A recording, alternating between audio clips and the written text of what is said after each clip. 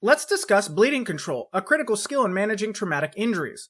Uncontrolled bleeding can lead to shock and death if not treated promptly, making it essential to differentiate between arterial and venous bleeding, as well as capillary bleeding, and to be able to recognize what the correct treatment is for that bleeding.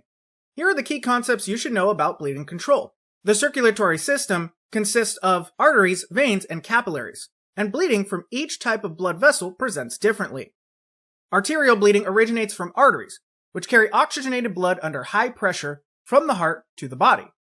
This type of bleeding is typically bright red and spurts in rhythm with the heartbeat, making it the most dangerous due to rapid blood loss.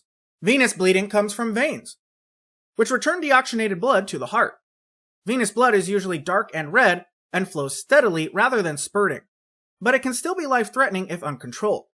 Capillary bleeding, the least severe, comes from small blood vessels and presents as slow oozing blood that usually clots in its own time.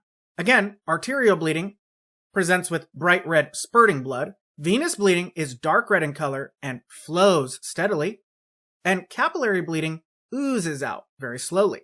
In cases of minor bleeding, such as superficial cuts or abrasions, the body's clotting mechanisms are often sufficient enough to stop the bleeding. Simple wound care, including cleaning the wound, applying slight direct pressure with a clean dressing, and elevating the injury, is usually enough.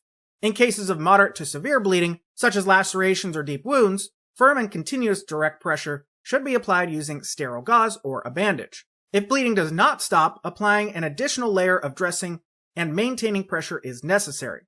In addition, you may need to apply a tourniquet to the extremity if bleeding is uncontrolled. This will often be the case for arterial bleeding.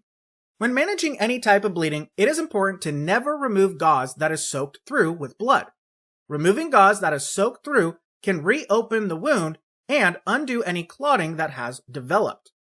If you ever are managing bleeding and you notice that gauze is soaked with blood and that the blood is seeping through, you should apply more gauze on top of the old gauze instead of removing the old gauze.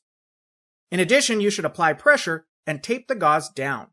To manage any type of bleeding, especially if moderate to severe, always prioritize direct pressure first. Only use a tourniquet if necessary, and only use a tourniquet on extremities. Want to watch the full video? Watch the full video and get so much more with your full access membership by going to howtonremt.com or scanning the on-screen QR code now.